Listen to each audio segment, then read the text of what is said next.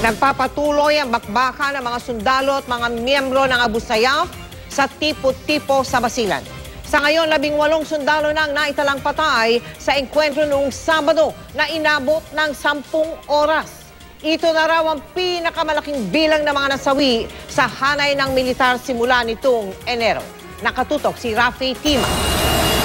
Sa 18 sundalong namatay sa engkwentro sa tipo-tipo Basilan nitong Sabado, 3 umano ang pinugutan. Lahat sila mula sa 44th Infantry Battalion ng Philippine Army. Bukod sa kanila, 56 pang sundalo ang sugatan. Karamihay mula sa 44th IB. Ang iba ay mula sa 4th Special Forces Battalion at 720th Special Operations Group. Ayon sa report mula sa AFP Western Mindanao Command o Westmincom, umpisa pa lang daw matindi na agad ang bakbakan.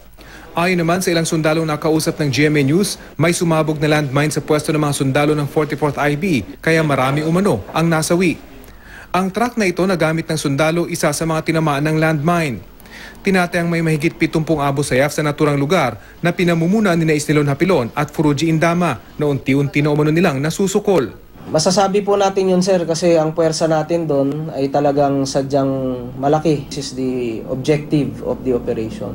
Sa kabila ng mga nasawi, tuloy-tuloy ang operasyon sa tipo-tipo Basilan. Kanina dumating ang dagdag ng mga Scout Ranger bilang reinforcement sa nagaganap na engkwentro. Sa 10 oras na bakbakan kahapon, napatay ang kilalang Moroccan bomb expert terrorist na si Muhammad Katab. Iniwan daw ang katawan nito ng mga kasamang bandido. Ayon sa AFP, napatay din daw nilang anak ng Abu Sayyaf leader na si Isnilon Hapilon na si Ama Hapilon at mahigit 10 iba pang bandido.